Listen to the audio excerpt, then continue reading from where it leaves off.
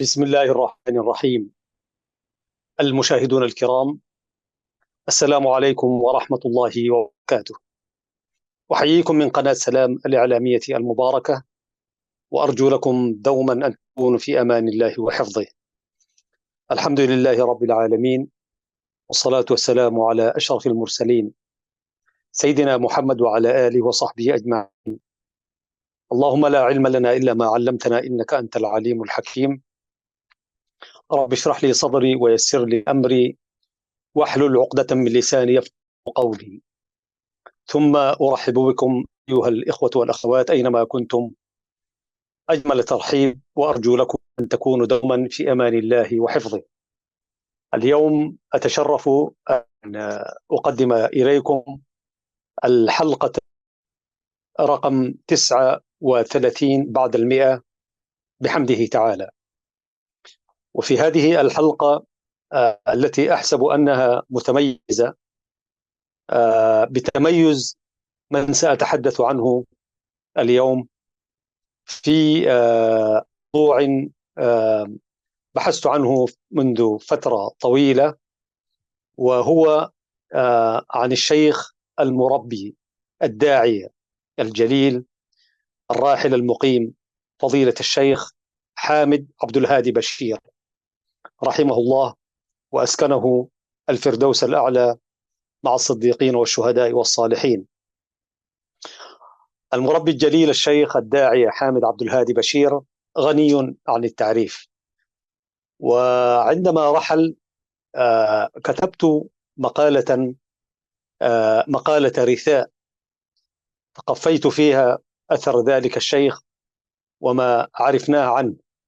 وبما أنه كان أحد الذين شمروا عن ساعد الجد وبذلوا كل ما يملكون من أجل ترسيخ هذه اللغة التي نتحدث بها، ومن أجل تربية أولئك الذين ينشطون اليوم في الدعوة إلى الله بالحسنى والموعظة الحسنة، هو واحد من أولئك الشيوخ الذين استمعنا إليهم وتتلمذنا عليهم بما يسره الله لنا، حيث كان له دروس في مسجد كسل العريق الكبير، المسجد الذي كان فيه شيخنا الأشقر رحمة الله عليه. في رمضان كان فضيلة الشيخ الداعية المربي الجليل حامد عبد الهادي بشير يقدم دروسا في الرمضان في آداب الصيام عموما، ويشرح في كتاب الله سبحانه وتعالى. هذا غير مجاهداته سواء كان في معسكرات اللاجئين وفي الخلاوة على امتداد السودان العزيز. ربطتنا بأسرة الشيخ حامد عبد الهادي بشير رباط أسرية ورباط وشائج ورباط صداقات مع أبنائه الخيرين، على رأسهم المرحوم عمر حامد عبد الهادي بشير، هو من أقراننا. ثم يعني كذلك يرافقنا في زمالتنا اللصيقة جدا عبد الرحمن، الذي كنا نلقبه بشيخنا. عبد الرحمن هو من عمرنا ومن سننا، عمر كان يتقدمنا شوية رحمة الله عليه. عبد الرحمن حي ونرزق في مصر العربية مع أسرته، أنا أحييه. عبد الرحمن شيخنا كان بعيدا عن يعني نزوات الشباب، يعني لا يدخل معنا السينما، لا يستمع أحيانا إلى الموسيقى وما إلى ذلك، لكنه كان أظن رفقة شلة المسرة التي كنا نعرف بها في كسلة، وكلنا إريتريون من مختلف بلاد ومدن إريتريا الحبيبة. فعبد الرحمن لالتزامه بالآداب الإسلامية فسميناه شيخنا يعني، وهو ابن الشيخ يعني. وإلى الآن زملائي لا يعرفون عبد الرحمن إلا أن تقول عبد الرحمن شيخنا يعني، وذلك الشبل من ذلك الأسد. ولابنه كذلك عبد القادر الموجود معنا هنا في أستراليا، له ولأسرته السلام، ولأبنائه الكثر الذين جزء منهم أمدوني بمعلومات عندما توفي الراحل المقيم فضيلة الشيخ. فكتبت عنه مقالة تحت عنوان محطات في حياة المربي الشيخ حامد عبد الهادي بشير رحمه الله. اليوم أتشرف جدا وأسأل الله سبحانه وتعالى أن يجمعنا وإياه في مستقر رحمته. سعيد غاية السعادة أن أقدم السيرة العطرة لفضيلة الشيخ حامد عبد الهادي بشير، واستسمحكم أن أنشر الصورة الوحيدة. هو مقل في صوره. هذه الصورة لفضيلة الشيخ حامد عبد الهادي بشير وأحد شيوخي. فضيلة الشيخ يجلس على الناحية اليسرى بالنسبة لي، يعني ربما تنعكس الصور. المهم الشيخ حامد عبد الهادي بشير هو الشيخ الذي لم يمسك بسبحة ولم يضع نظارة فيما أظن على وجهه الشريف. حامد عبد الهادي بشير رحمة الله عليه وأسكنه فسيح جناته. فأسمحوا لي أن أقرأ عليكم شيئا مما كتبت. ما أكثر من يتحرك على ظهرها صاخبا وهو في عداد الموتى، والعكس صحيح. قلة يرحلون لكنهم باقون بما كسبت يداهم من خير محضرا. أفعالهم تنطق بأسمائهم في محافل الخلود. فالعلم النافع كصاحب المال الصالح يضع رفيقه على ألسنة الخلق، تلهج فاضلا مع المخلصين، والعكس أصح أيضا، إذ ليس الحكمة على أي عمر نرحل، فقد رفعت الأقلام وجفت الصحف منذ النطفة الأولى والعلقة الثانية والمضغة المخلقة وغير المخلقة، لكن الحكمة الباقية على أي عتبة تقضى الآجال. رحل الشيخ الأستاذ حامد عبد الهادي بشير عن الأعين، وأقام بين الخلق شيخا وداعية زاهيا بالعلم والعمل والأخلاق الفاضلة، رحمه الله وأسكنه مع من لهج وقرن فعله بمن هام في محبته عشقا وهياما، رسولنا الكريم محمد صلى الله عليه وسلم. عاش حامد عبد الهادي بشير قويا شكيما بعزته كمؤمن بالله ورسوله. تواضعت على قدميه دنياه فلم يغتر بها ولم يحنث. كان الشيخ علما من أعلام التربية والتعليم في بلاده، أعطى دنياه ظهره ولم يلتفت إليها حتى متفقدا بعد ميسورة وكبر. عاش زاهدا عن نعيمها لأنها ثوب خلق أو ثوب خلق وبيت خرب رتقه الزمان فأوسع رقعه ولا مستتر. دنيا ما أن تكسك وإلا أوكستك، هكذا فهمها الشيخ الجليل حامد عبد الهادي بشير منذ أن كان في معية الصبا وفي معية الصباح وعنفوان الشباب. شاخ على هذا النهج والاعتصام الحنيف حتى لاقى ربه قبل أيام، اليوم طبعا قبل سنوات، بشهادة صادقة منذ الطفولة. الشخوص التي تعرفت عليه عن قرب، نعم الشخوص التي تعرفت عليه من على القرب، كأني بها الآن تقول: يا فالق الإصباح والحب والنوى، اللهم إنا لا نزكيه على أحد، لكننا ندعو أن تحشره مع الصديقين والصالحين وحسن أولئك رفيقا. لأكثر من نصف قرن لا يذكر اسم الشيخ حامد عبد الهادي بشير، لا يذكر اسم الشيخ حامد لوحده حافيا أو مقرونا باسم أبيه فقط، بل عرفه الناس والدنيا باسمه واسم أبيه واسم أبي أبيه. فتقولون حامد عبد الهادي بشير. فقد عاش محمودا في خطواته بين أقرانه، عبدا لهاديه الأول والأخير، محبا لبشيره النذير المنير، بوسمه وشموخه الثلاثي حامد عبد الهادي بشير. هكذا ترسخ ووتد خلقه ووسامه في أذهاننا منذ الطفولة بمدينة الثورة في مدينة أغرداد.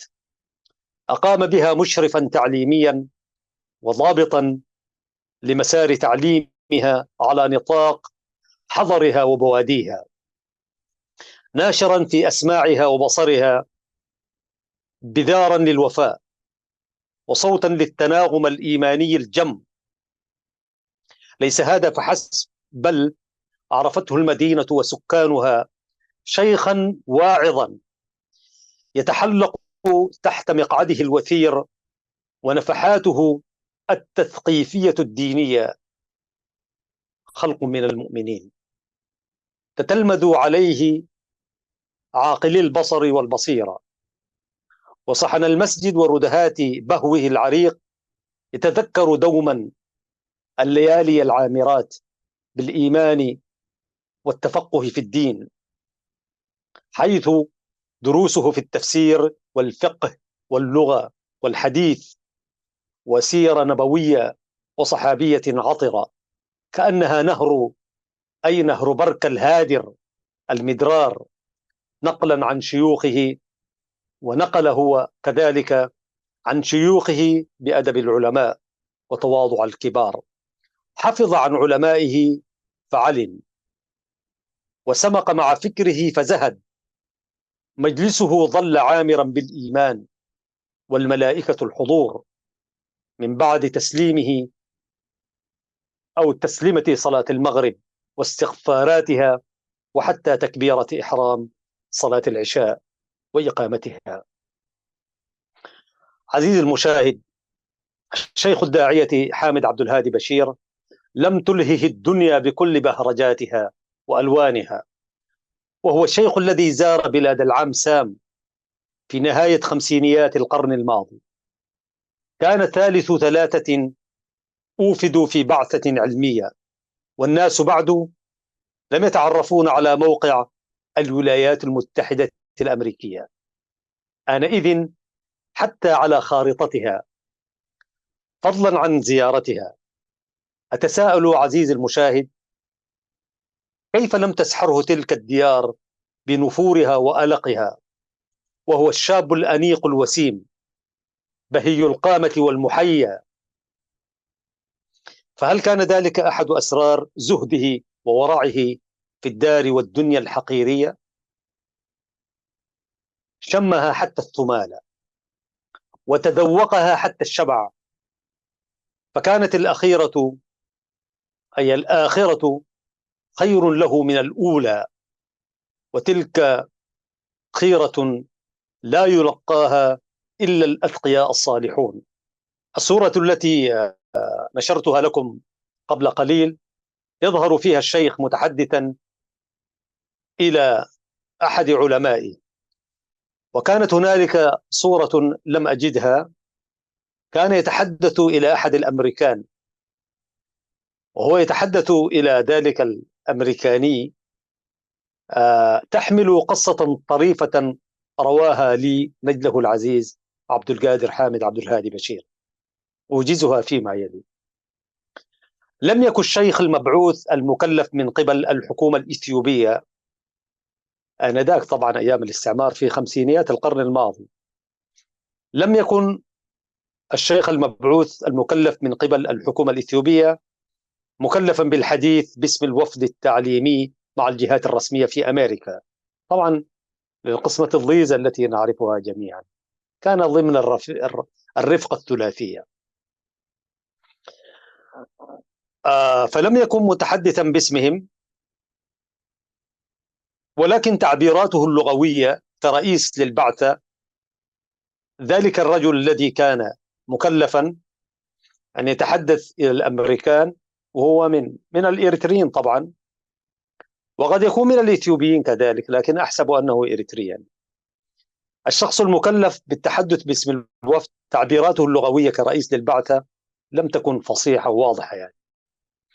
بالتالي استأذنه أن يكون الأستاذ حامد عبد الهادي بشير هو المتحدث باسم البعثة، لأنه أفصح منه لسانا وأبلغ منه ثقافة وفكرة.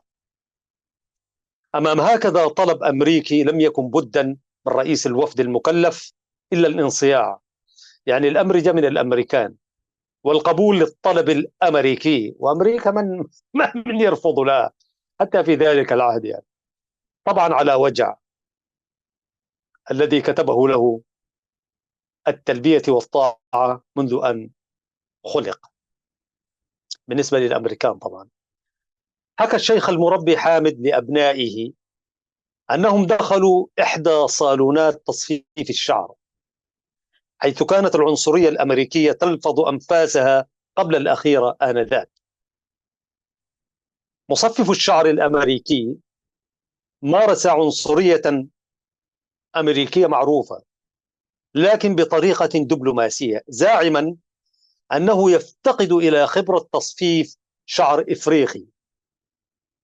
بالتالي هو يخشى أن لا يلعب في رؤوسهم لعبة أمريكية غير مضمونة العواقب، واقترح عليهم التوجه إلى المصفف الهندي في الركن القصي من ذلك الأمريكاني، فهو ذو خبرة كافية في تصفيف هكذا شعر أفريقي.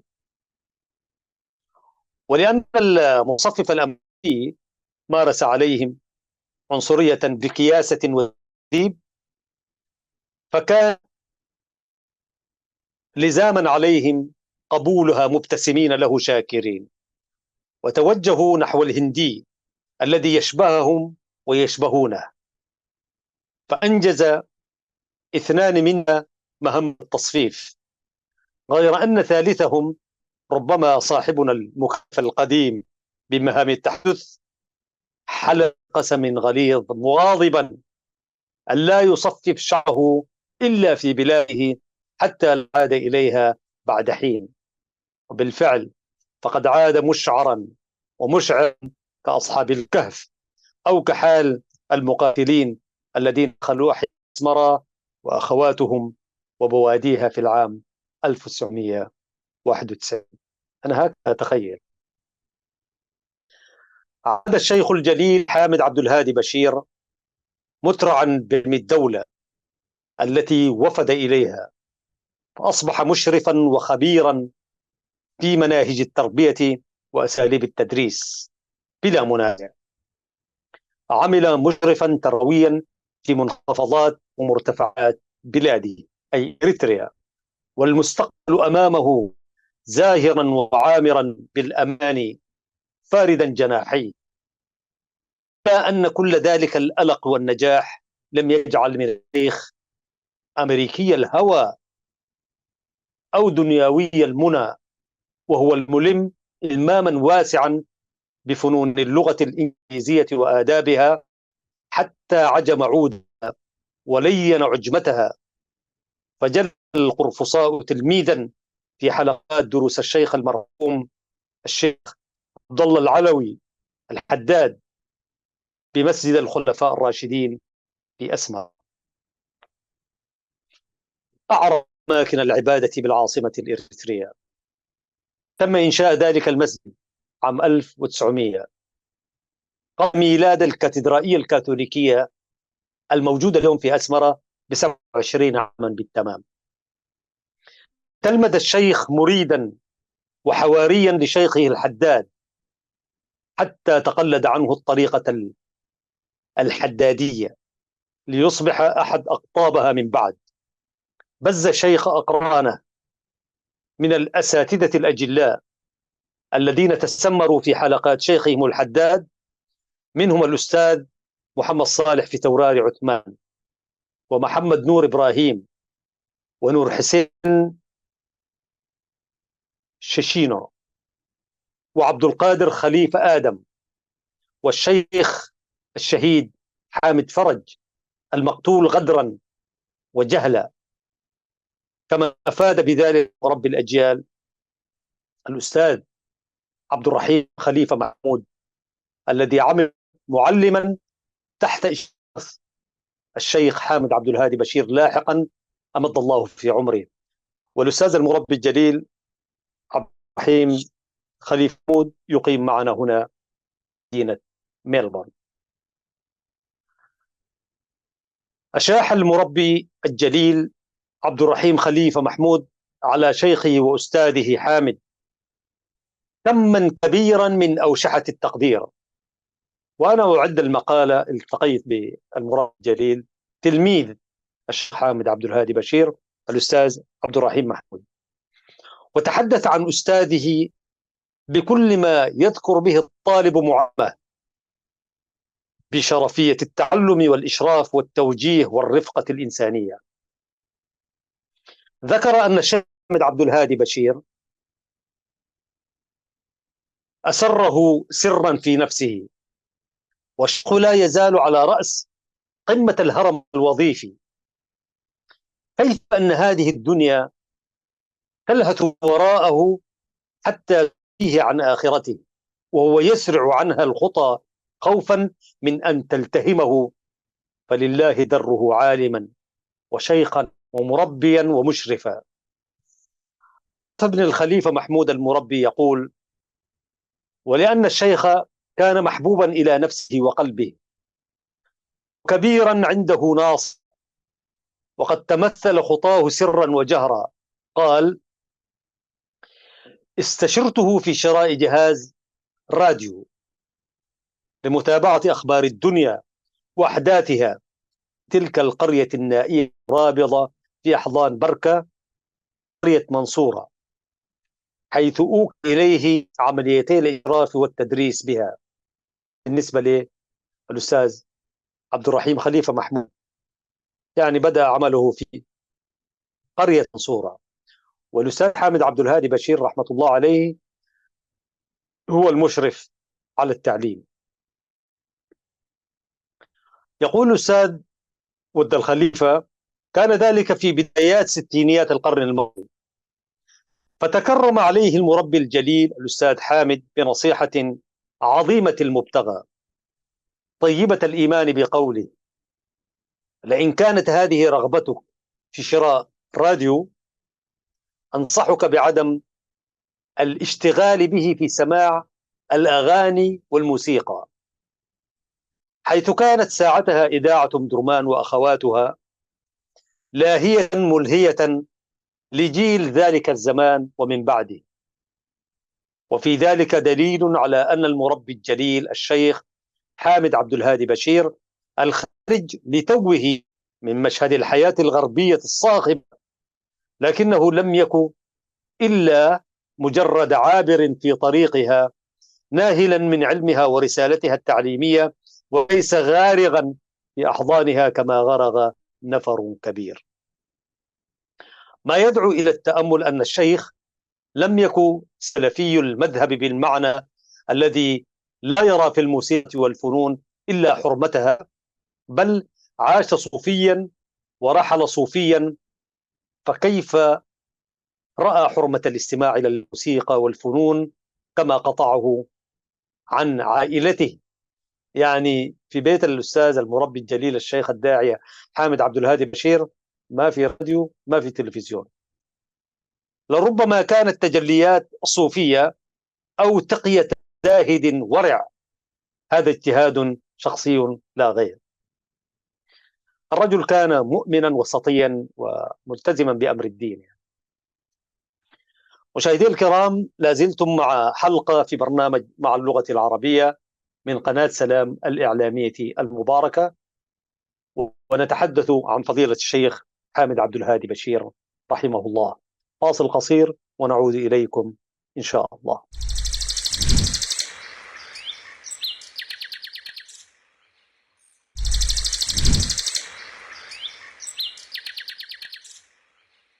بسم الله الرحمن الرحيم. ها نحن عدنا إليكم بحمد الله في حلقة من برنامج مع اللغة العربية، وحديثنا اليوم عن المربي الجليل الداعية الشيخ حامد عبد الهادي بشير. عمل الشيخ حامد في أنحاء البلاد شرقيها وغربيها، ومدينة كرن الأنيقة التي شهدت مولده في نوفمبر من عام 1926. الشيخ ولد في مدينة كرن عام 1926. عمل بها معلما ومشرفا بعد أن تلقى في أحيائها تعليمه الأولي، متنقلا بين الخلاوة القرآنية والمعاهد الإيطالية لاحقا. هي الأخرى لم تلهه، كان رجل إيطاليانو كما يقال يعني، ولم يتبختر في أنحائها مشرفا تربويا. وضعت بين يديه مفاتيح الحل والعقد في الحقل التربوي، ليفاجئ الراكعون الساجدون في محراب الوظيفة آنذاك أن يفاجؤون بتقديم استقالته وهو في أرفع درجات سلمه الوظيفي، والعمر فيها مديد طويل آنذاك. القريبون من الشيخ فسروها على أن الاستقالة جاءت على خلفية إعلان قرار إيقاف التعليم باللغة العربية في عموم إريتريا، تنفيذا لأجندة أمهرية المجتمع الإريتري لبسط نفوذ إثيوبيا على إريتريا، بمعنى أن تكون اللغة العربية غير موجودة في إريتريا.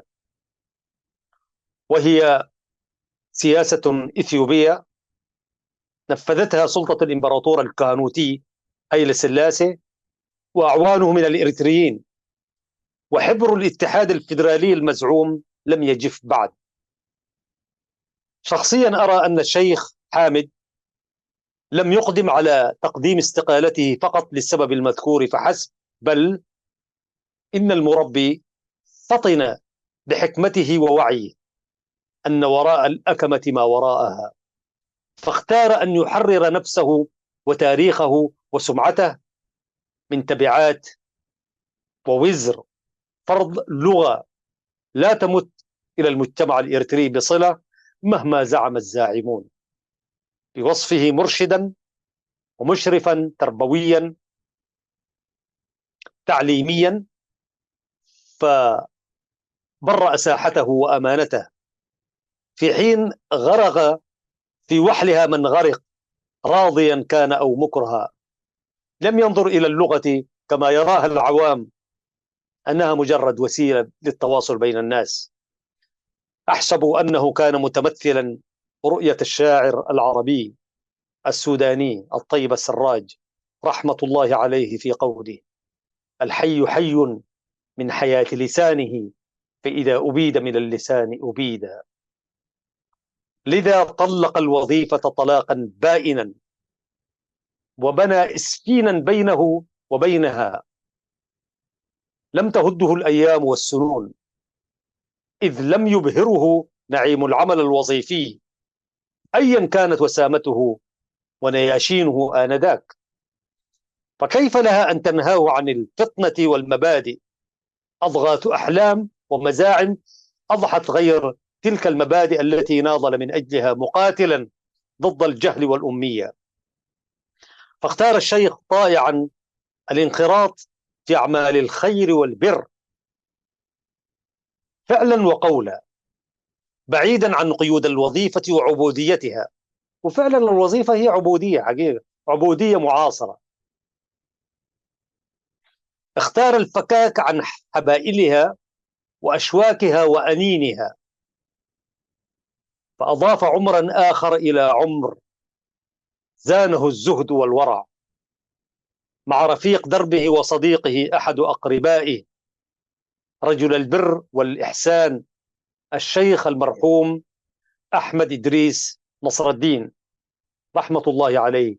هو أيضا انتقل إلى الرفيق الأعلى، فكان خير مدير وأكفأ مشرف مر على مال وأعمال المليونير الشيخ نصر الدين رحمة الله عليه، بشهادة من أفادني بذلك من أصدقائي. كان ذلك قبل أن يلتهمها المستعمر الجديد هقدف وحواريه، واحدة تلو الأخرى، في سياسة ممنهجة هدفها إفقار الساحة الإريترية من أصحاب المال المسلمين تحديدا، سواء عبر برنامج الإحياء الضريبي، تأميم العقارات، أو تحت مزاعم عدم المشاركة في الاستفتاء، أو ممارسة أحد أقارب الملاك للعمل المعارض بالخارج، إلى آخر الحروب المنظمة التي استهدف بها المستعمر الحالي رجال المال والملاك المسلمين في جميع ربوع إريتريا. من بين المعالم التي شيدها الشيخ حامد في العاصمة الإريترية أسمرة بعد تقديم استقالته مساهمته في إنشاء وتعمير مدرسة الضياء الإسلامية المفترى عليها هي الأخرى، ولشهيدها الشيخ موسى محمد نور رحمة الله عليه، اللهم اجمعهم في عليين، إلى جانب تأسيسه عددا من المساجد والمدارس، ولكن بصمت مطبق. كذلك اهتمامه بمناطق شرقي السودان وتحديدا المعسكرات حيث تواجد اللاجئون الإريتريون. تلك الملاجئ عرفته بصدقه وإخلاصه، كما عرفته مراكز الدعوة ومكاتب الإرشاد بالمملكة العربية السعودية والكويت تحديدا وغيرها من دول الخليج، فأغدقت عليه تلك الدول والمنظمات من مالها وبرها، حتى أقام أود المسغبة والعوز للمتضررين من ولايات الهجرة ولهيبها، كما أنار عقول الطلاب هنا وهناك، زائرا لهم متفقدا أحوالهم وداعما لحاجاتهم العلمية والتعليمية. لقد جالس الشيخ حامد علماء عصره في الهند وباكستان والسودان، تفقه منهم وتفقهوا منه، تراشقوا معا خيري الدنيا والآخرة، تقوى زاهدا ورعا، فقد كانت له مؤانساته التذكيرية والتدريسية بمسجد كسل الكبير في معية إمام وخطيب المسجد العلامة الفهام الراحل الشيخ إبراهيم أشقر رحمه الله، وقد تحدثنا عنه في حلقات 3 ولله الحمد، حيث حلقات الذكر الرمضانية على وجه الخصوص. أما مسجد الختمية الشهير في مدينة كسلة يشهد بأمانته المصلين خطيبا مفوها فيهم، تحديدا صلاة العيدين. كل من عرفه وجالسه قاسمه الحب في الله وأمده في عمره، قاسمه الحب في الله لا غير، كما أفاد بذلك نجل الراحل صديقنا وشيخنا عبد الرحمن شيخنا حفظه الله وأمد في عمره. ومنذ يومئذ وحتى رحيله انسرب الشيخ حامد عبد الهادي بشير أكثر في أعمال الخير والبر والإحسان والتربية والتعليم، وكذلك إنشاء وإعمار الخلاوة سواء في إريتريا أو السودان حتى لقي ربه. منزله أي منزل الشيخ الذي شهد نقل نعشه بحي البنوك كان شتلات البكور في امتلاك إريتريين منازل بأسمائهم بمدينة كسلة، حيث منحه الله حسن الستر في الأولى، وقمين به إن شاء الله أن يناله في الآخرة، كيف لا، وتحدثا بنعمة الله سبحانه وتعالى. فتح الشيخ منزله لكل زائر قانعا كان أو معترا. جلاسه ورفاقه كانوا خليطا من أصناف الدعاء إلى الله بكل مذاهبهم الفكرية، كل فئة نسبته إليها نظرا لسعة صدره ووسطيته الدعوية ورجاحته العلمية. رهط من جماعة عرفناها نحن شلة المسرة أو ثلة المسرة في منتصف سبعينيات القرن الماضي بمدينة كسلة الأنيقة. حللنا وكحلنا أعيننا الوديعة بنظرات بل سلامات وهمسات وتوجيهات عابرة غائرة في الأعماق من الشيخ المعلم المربي الجليل حامد عبد الهادي بشير طيب الله ثراه. ثلة المسرة كانت جماعة من شباب إريتريين وسودانيين تلتقي في النسيم المسائي بمقهى العزيز عمر درع أمد الله في عمره، وقد أصبح شيخا ذلك الرجل الأنيق حيث كان مولعا آنئذ بأشياء دنيوية كثيرة، لكنه اليوم يعني متكفا في مساجد وبيوت الله سبحانه وتعالى. نرجو له السلامة وأن يدعو لنا كذلك. بارك الله فيه السيد عمر درع، فقد تحملنا شبابا يعني مناكفين في ذلك المقهى الشهير مقهى المسر. موقع المقهى كان بناحية لسوق الزبيدية أو الرشايد سابقا، بالقرب من المسجد العريق سالف الذكر، على جانب الطريق الرئيس المؤدي إلى مستشفى المدينة التعليمي. هناك يلتقي الشباب، أي نحن، من أحياء المدينة المترامية الأطراف: حي العرب، حي العمال، بانت، غرب القاش، المربعات، أبو خمسة، السوريبة، المرغنية، الحلنقة، الشعبية، حي الكارة، حي البنوك وغيرها. هذه أسماء بالمناسبة هي أحياء مدينة كسلة، وكان الإريتريون يعيشون فيها كما يعيش السودانيون.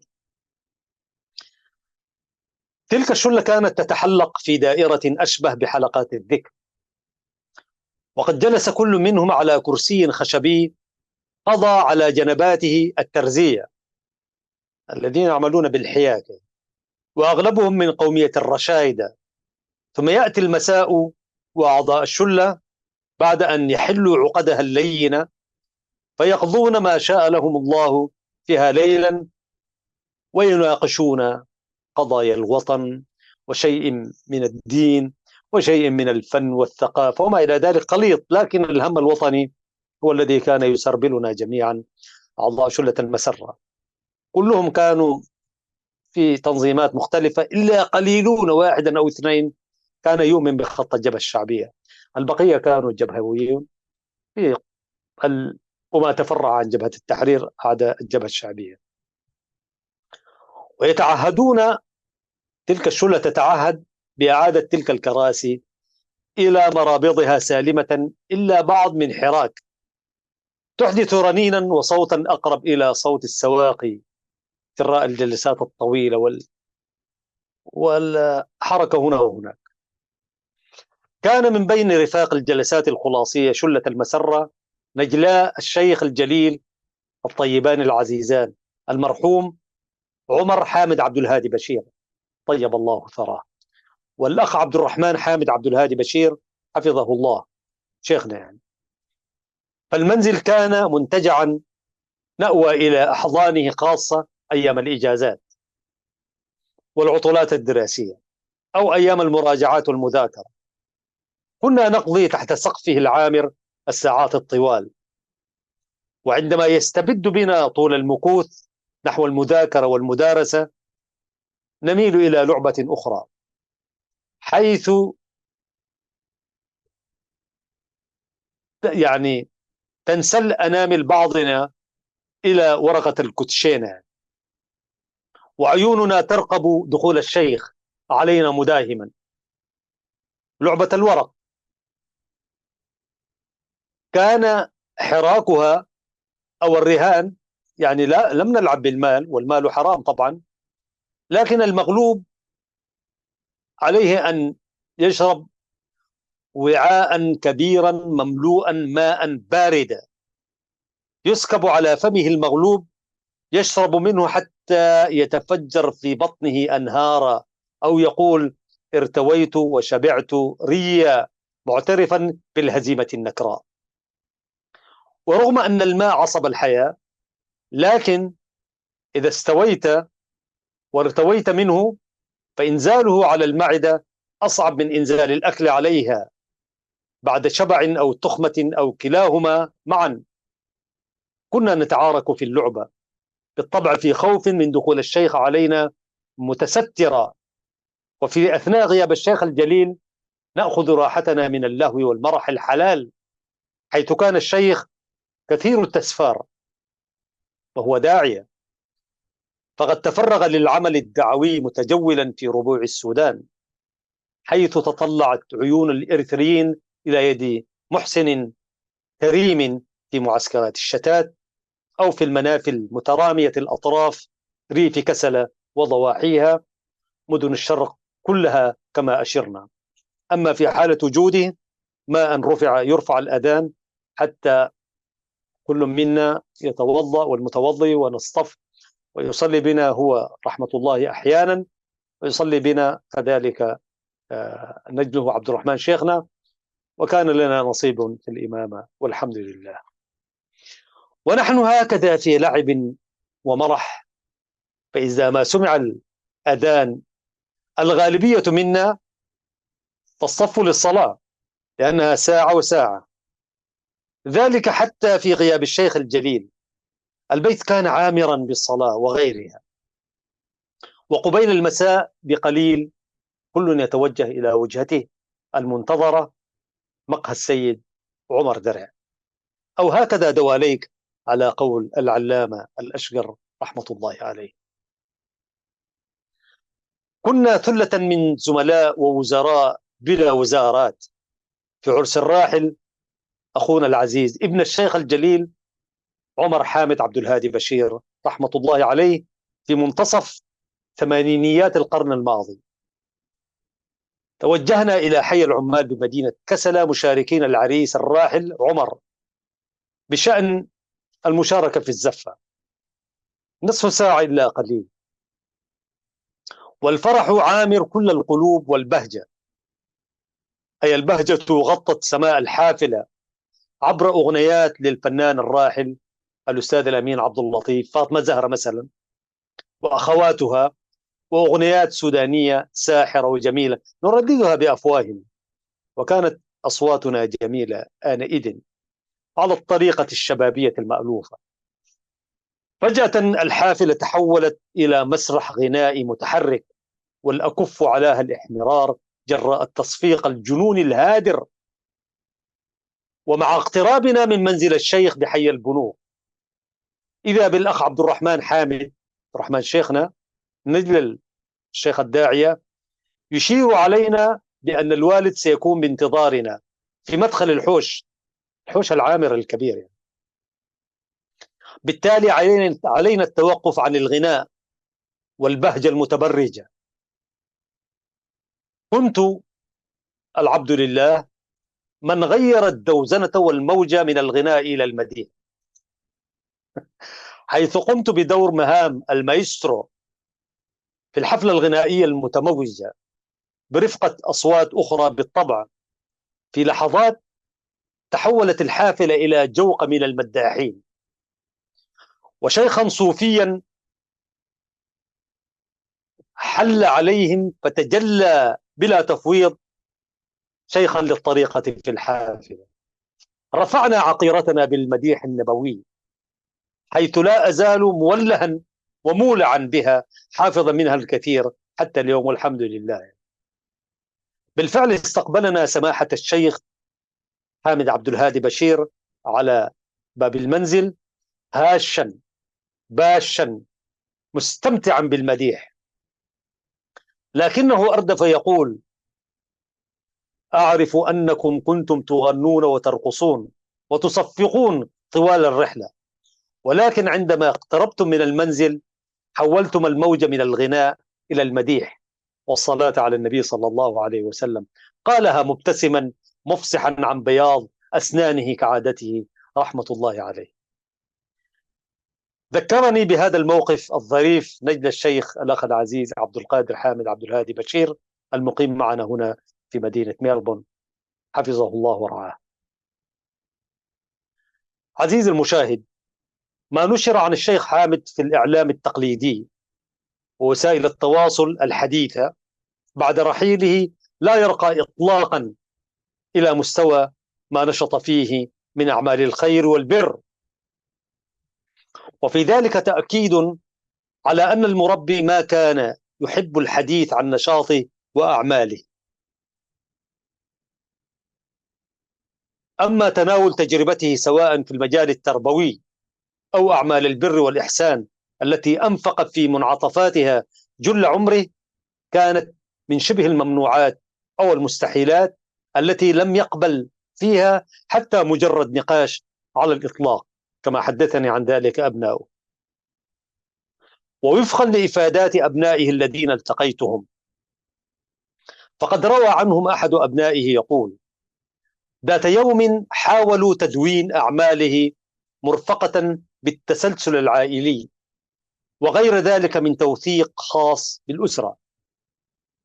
على وجه السرعة طلب منهم الشيخ تغيير موضوع النقاش، قائلا لهم: ماذا عساي قد فعلت حتى تعطوني كل هذه الأهمية؟ وأضاف: من يعمل خيرا يرفعه عمله ولا يحتاج إلى حديث أو توثيق. بالتالي لم يجد الباحثون عن سيرته المعلومات التي تقارب إنجازاته الناطقة حقيقة. لقد عرف الشيخ منابر الصحافة والمساجد على امتداد السودان لأكثر من 40 عام، إلا أن تلك المنابر والمراصد الإعلامية لم تتعرف عليه أكثر، إذ لم تظفر به ولا وسيلة إعلامية واحدة لتسجيل تاريخه وإنجازاته. كما أن كثرة تجواله وتسفاره في ربوع العلم خاصة دول الخليج لم تغره أيضا في استعراض أنشطته وأعماله كما يفعل الكثيرون، ونحن جزء من هذا العمل. لكن وأما بنعمة ربك فحدث، وبنعمة علمائك ومجاهداتهم فانشر وتحدث. يعني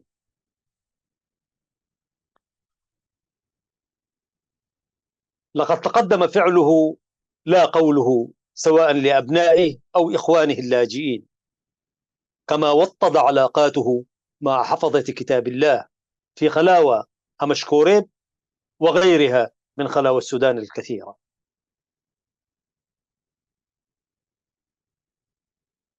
ومن لم يستجب الدنيا على الآخرة لا يكون إلا كمثل الشيخ حامد عبد الهادي بشير. عزيزي المشاهد، لقد تعمدت استخدام أسلوب التحليل الموضوعي للمعلومات للوصول إلى نتائج واستخلاصات العبر. مدارس اليونسكو التي أنشئت في منتصف سبعينيات القرن الماضي بمدينة كسلا تترحم على الراحل الأستاذ صالح محمد محمود، رئيس قسم المناهج لجبهة التحرير الإريترية، حيث قام بدور جبار لافتتاح المدرسة بقسميها العربي بقسميها عفوا المتوسط والثانوية. وكان الشيخ حامد عبد الهادي بشير كان يمكن أن يكون ضمن ذلك الرفق الميمون. كذلك التحية، والخلونا نحيي أولئك الأساتذة الأجلاء، التحية والرحمة للأستاذ صالح حمدي الذي شغل منصب مدير المدرسة المتوسطة، وتحية تقدير للأساتذة ميكائيل جابر الشهيد والأستاذ جبر مدهن، حيث كان الأول مديرا للمرحلة الثانوية والثاني نائبا له. المدرسة هذه خرجت كوكب من الإريتريين تحتل مواقع متقدمة ومرموقة في مختلف التخصصات. الشاهد هنا عزيزي المشاهد أن الشيخ حامد كان متواجدا آنئذ بمدينة كسلا في الوقت نشط فيه المربون الكبار لتكملة إجراءات التسجيل الرسمي للمدرسة المشار إليها لدى وزارة التعليم السودانية، مرورا بلقاءات جنيف وغيرها. كان الشيخ حامد على مرمى حجر من موقع المدرسة، وهو الذي شغل مشرفا تربويا في إريتريا قبل أعوام، وعددا ممن سعوا إلى تأسيس المدرسة المذكورة ربما تتلمذوا على يديه في مراحل دراسية سابقة. لماذا نفس الشيخ الجليل رحمة الله عليه لم تحدثه بالمشاركة في قيادة المدرسة بعد تأسيسها؟ باعتقادي إنه لم يبخل على تقديم ما يراه من نصائح وأفكار للتأسيس. صحيح أن افتتاح مدرسة اليونسكو بمرحلتيها يحسب إنجازا تعليميا لجبهة التحرير الإريترية، والشيخ حامد كان قد اعتزل الانخراط في العمل السياسي، رغم أنه كان من المؤسسين للرابطة الإسلامية بمدينة كرن، وكان أحد نشطائها وقواد الحركة الوطنية الرابطة الإسلامية. ورغم ذلك أحسب أن الشيخ كان له الدور في تقديم أفكار وآراء تدعم فكرة التأسيس. هذا تحليل خاص، نظرا لأن ذلك يتطابق مع ما قرأناه من سيرته الناطقة وليس المكتوبة. فلو أراد أن يتصدر المشهد كله لوحده لاستطاع، ولو أراد أن يكون الشخص الذي يخاطب الأمم المتحدة ممثلة في منظمتها الأممية للتربية والعلوم والثقافة لوحده لاستطاع، وعدم السماح لأحد من الاقتراب من المنظمة وملحقاتها لاستطاع كذلك، لكنه انخرط في عمل آخر رآه خيرا منها دنيا وآخرة.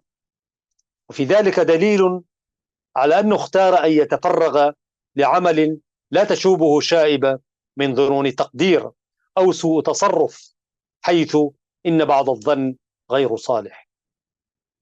مع كل التقدير والعرفان للكوكبة التي أسست وخرجت وأشرفت وتحدت الصعاب الكثير، الشيخ وهبه الله نظرة مختلفة لصيرورة المسائل في الحياة الدنيا، مستمسكا بمبادئه وإيمانه بما أقدم عليه، فكان كما أراده ورحل كما أراد.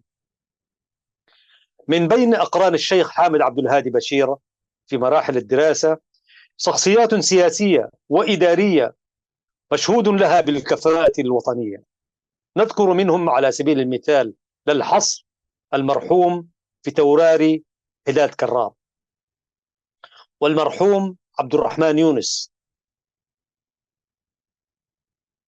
وبما أن الشيء بالشيء يذكر كما يقال، في زواج الأخ العزيز محمد إمام نجل الأستاذ إمام عليه الرحمة في بداية تسعينيات القرن الماضي بمدينة كسلا، قدم الشاعر والفنان عثمان عبد الرحيم خصيصا لإحياء الحفل. في جلسة أخوية ضمت عددا من أصدقاء الشيخ الخلص، وعندما بدأ الحديث عن الزواج والأمسية الفنية وغير ذلك داعبهم الشيخ، كان رجل مرح يعني، وهو قليل الكلام، قائلا: أما تزالون في ضلالكم القديم أيها الأصدقاء؟ والضلالة هنا تعني العشق والحب، كما قالها وهو ضاحك طبعا، كما قالها يعني إخوة يوسف: إنك لفي ضلالك القديم. يعني أنت حبك القديم ليوسف لسه بعد كله، بعد ما بنيامين راح وهكذا يعني. فقال لهم الشيخ وهم يتحدثون، هو جالس يعني ويعملوا البرنامج الحفلة وعثمان وكذا، لعثمان التحية وربنا يديه الصحة والعافية يعني. فقال لهم: أما تزالون في ضلالكم القديم أيها الأصدقاء؟ والضلالة هنا تعني العشق والحب. ضحك الجميع إلا أن الشيخ انسل من بين الجميع وتركهم يخططون ويكتبون، يشخبطون ويضيفون. قال واحد منهم لأحد أبناء الشيخ، أحد الذين كانوا يأمسون، قال لهم: لا تحسبوا أن مشيخة أبيكم هذه وليدة اليوم، لا تحسبوا أن مشيخة أبيكم هذه وليدة اليوم، فقد عرفناه هكذا منذ نشأته. كان شيخا ورعا متدينا ملتزما مؤانسا مرحا بالقدر المعقول. جالسنا وجالسناه، لكنه كان بعيدا عن مزالق الطفولة وشقاوة الصبا والشباب. إنه كان هكذا كما ترون، وهكذا حتى توفاه الله تغمده بواسع رحمته.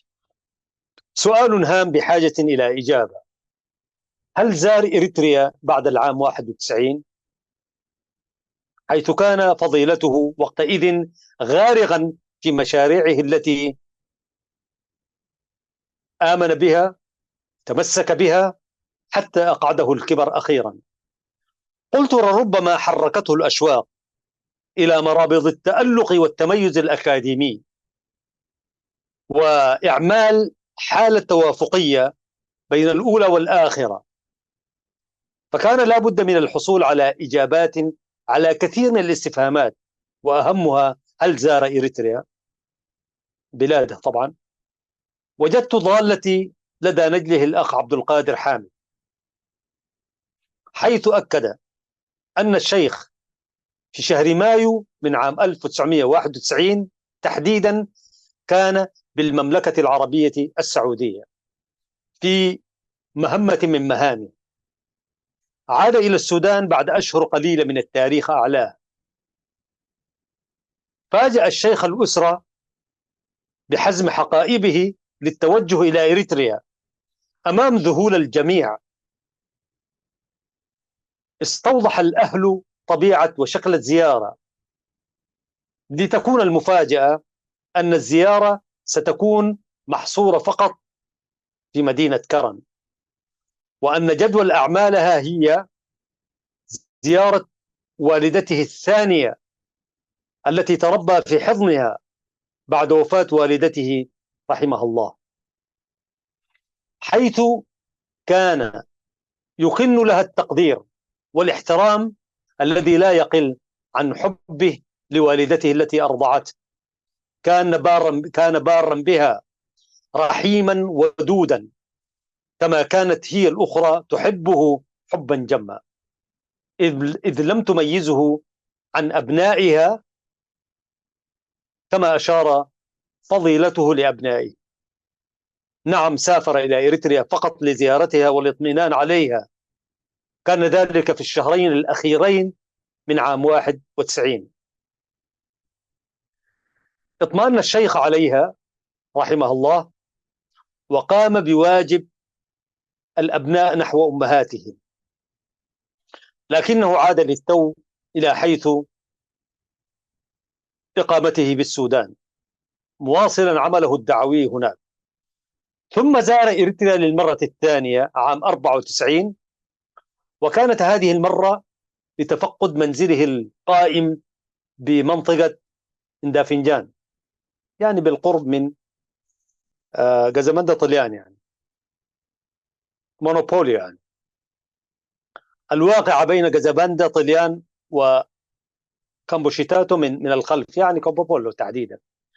وأيضا زيارة أقربائه وأحبابه في أسمرة وكرن ومندفرة.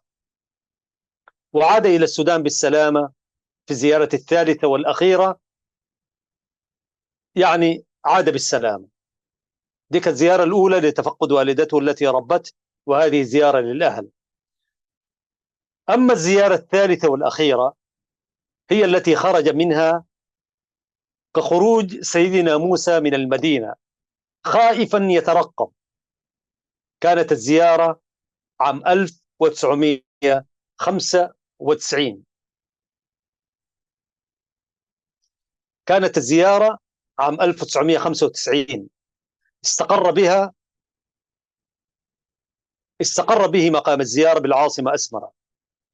وبينما هو في أمر من أموره الاعتيادية، يعني صلاة والذكر ودعوة،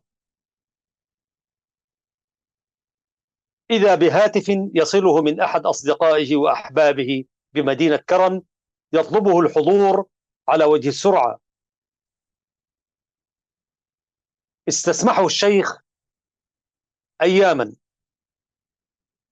قال له أمهلني أيام حتى آتي، إلا أن المتصل أصر عليه بشدة وألح بضرورة الحضور في نفس اليوم وليس غدا، لأمر غاية في الأهمية. وأحسب أن الشيخ بفطنته قد استشعر أن أمرا جللا ما قد حدث، وإلا لما استجاب لأمر لا يملك معلوماته الكاملة. عاد الشيخ إلى مدينة كرم، ونهار المدينة لم ينتصف بعد. تحدث إلى صديقه بلهفة، فما كان من صديقه إلا وأن ساقه سوقا إلى محطة البصات المتجهة إلى مدينة تسني، وقد أسر إليه بعض معلومات خطيرة خاصة به، حيث أو حتى يأخذ الشيخ الأمر محمل الجد أكثر. بعون الله وحفظه وجد الشيخ نفسه معفرا بغبار السفر وعرق الترحال الطويل، ونفسه التي بين جنبيه في أحضان أبنائه بمدينة كسلة قطع المسافة كلها بين نصف يوم وليلة ونصف نهار.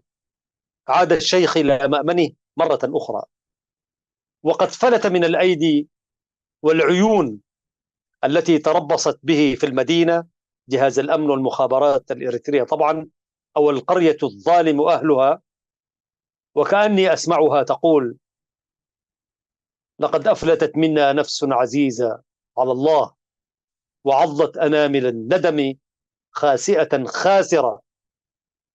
بالفعل هي نفس عزيزة على الله وعلى المؤمنين، كغيرها من النفوس التي طالتها يد الخيانة والغدر على حين غرة، فغابت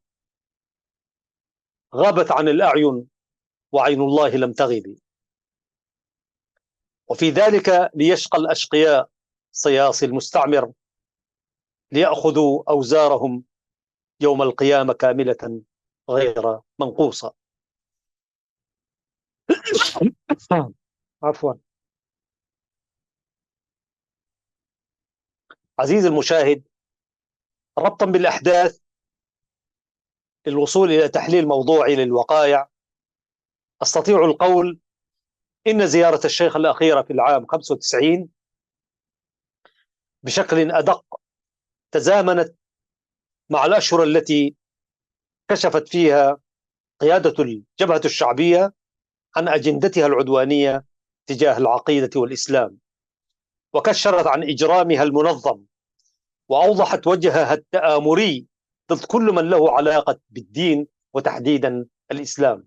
آنئذ في تلك الفترة وبشكل أكثر دقة العلماء وأساتذة المعاهد الدينية في كرم وفي أسمرة وغيرها، وقد طفح شيطنة القيادة حتى ران على عينها دون مواراة في محاربة العقل المسلم تحديدا، تحت ذريعة الخوف من انتشار مشروع حضاري لثورة الإنقاذ السودانية آنذاك، زورا وبهتانا. فأقدمت على قطع علاقاتها الدبلوماسية مع السودان بطريقة أقرب إلى أساليب اللصوص، لتقوم على إثرها تنفيذ جريمتها الكبرى بحق من أشرنا إليهم. بالتالي فإن طالب اعتقال الشيخ حامد ساعتئذ، أو فإن طلب اعتقال الشيخ حامد ساعتئذ واردة لا محالة، لولا لطف الله وعنايته.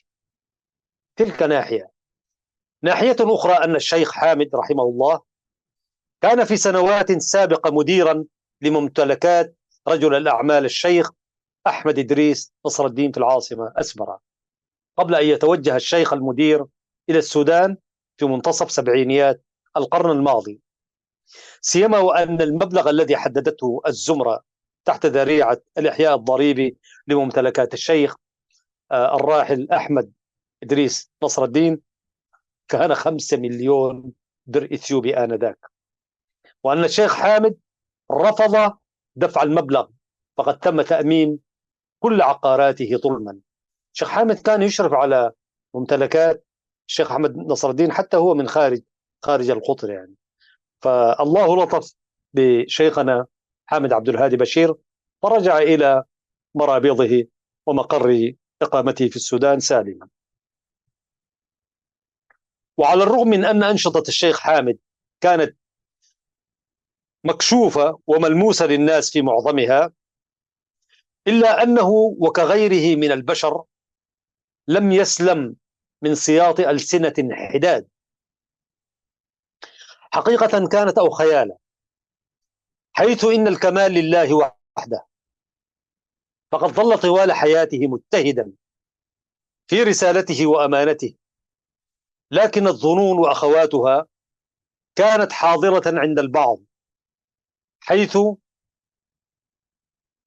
بعض الظن إثم. ألسنة أقرب الناس إليه وصلة به يعني كانت تقدم له طعنا ونقدا لاذعا، وما أكثرهم التحاما به، سيما بعض من نفر كان مقيما بالمملكة العربية السعودية، فراحوا يكيلون عليه قدحا ولوما، حتى قال أحدهم: فيما تلومون الشيخ تحديدا؟ فإن كنتم على يقين من ذلك أنا على استعداد للحديث إليه بشكل صريح وواضح، فحددوا نقاط شكواكم أيها الناس، في اجتماع لنفر من القوم. القائل كان عزيزنا وحبيبنا حي يرزق الأستاذ عامر حقوس حفظه الله ورعاه. قالوا له إن الشيخ يوزع الأموال في غير أهله، بمعنى يوزعها على الجميع غير قومية الجبرتة، يعني يوزع الفلوس دي ما بدي أهله يعني. وأضافوا: نحن أولى وأحق بالإحسان والإكرام من غيرنا، حيث إن الأقربين أولى بالمعروف، إلى آخر المزاعم. يعني جماعة قالوا ما قاعد تدينا نحن أقرب الناس إليه. قال السيد عامر حقوس: حملت على ظهري تلك التهم على علاتها، وجلست إلى الشيخ مفصحا له أن في جعبتي جملة من الاتهامات بشأني. تبسم الشيخ كعادته وقال: هاتها إن كانت من الصادقات وغير ذلك. أفاد أخونا عامر بفحوى المزاعم التي رفعها إليه، تبسم أكثر وقال بكل ثقة: أنا على بصيرة ويقين من عمل الذي أبتغي به وجه الله، لا وجه هذه القبيلة أو تلك. وأضاف: ماذا سأقول لربي عندما يسألني أين وزعت المساعدات التي كنت تتحصل عليها؟ أيصح أن أقول له وزعتها على أهلي من الجبرتة؟ واستطرد: عندما أزور معسكرات اللاجئين أيصح أيضا أن أطلب منهم أن يتفرقوا طوائف وقوميات حتى يتم توزيع ما تمكنا من جمعه؟ تلك إجابات موضوعية مقنعة منطقية، وتتوافق تماما مع نمط أسلوب ومنهج الشيخ الذي عرف به بين كثير من الناس. فلو كانت الشكوى معكوسة، بمعنى أن يتذمر البعض من عملية التوزيع وأنها فقط محصورة في القومية التي ينتمي إليها الشيخ الراحل، لكان للمزاعم منطقها وموضوعيتها حتى ببطلانها يعني. لكن أن النبأ مقلوبا على رأسي، هذه لوحدها عزيز المشاهد تعتبر شهادة نزاهة وبراءة لما درج عليه الشيخ من منهاج في التآخي على الخير والتواصي بالحسنى بقدر ما استطاع إلى ذلك سبيلا. رحم الله الشيخ الجليل حامد عبد الهادي بشير رحمة واسعة بقدر ما قدم ولم يؤخر فيما يسر له. في الختام أقول عزيزي المشاهد: كثيرون هم الذين تدفعهم أرحام النساء إلى العالم كل يوم. كثيرون هم الذين تدفعهم أرحام النساء إلى العالم كل يوم، وكثيرون هم الذين تبتلع القبور أجسادهم كل يوم. ولكن بين أولئك وهؤلاء قليلون جدا هم الذين يكتبون أسماءهم بأحرف من نور لتبقى معالم ورموز ونبراس ومشاعل تلتفت إليها الأجيال من بعدهم. ونحسب أن فضيلة الشيخ الراحل المربي الجليل حامد عبد الهادي بشير رحمه الله وأحسن مثواه من أولئك الذين يعنيهم الكاتب، الذين يتركون معالم ورموز ونبراس تلتفت إليها الأجيال من بعدهم. والبرنامج يعتبر بمثابة التفاتة إلى ذلك العالم النحرير المربي الجليل، ألا رحم الله الشيخ حامد عبد الهادي بشير رحمة واسعة بقدر ما قدم لأمته ولآخرته. اللهم ارحمه في عليين، اللهم اجمعه مع من أحب ومع من أنفق إليهم من المؤمنين والمؤمنات، المسلمين والمسلمات، الأحياء منهم والأموات، إنك على ذلك قدير وبالإجابة جدير. أحمد الله سبحانه وتعالى أن وفقني عبر هذه القناة المباركة أن نقدم سيرة عطرة عن شيخ جليل ومربي يعني قدم ما قدم ودعا إلى الله بالحسنى وخدم هذه اللغة العربية.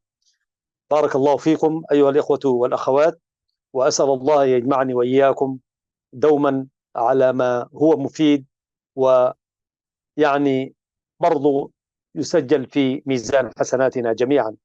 نحن في الإعداد وأنتم في المشاهدة والمتابعة، ومن أحسن قولا ممن دعا إلى الله وعمل صالحا وقال إنني من المسلمين.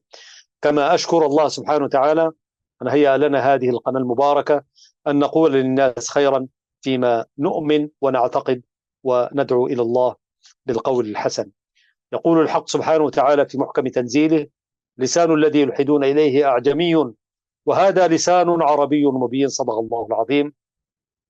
برنامج مع اللغة العربية يأتيكم من قناة سلام الإعلامية المباركة، من إعداد وتقديم محدثكم أحمد شريف.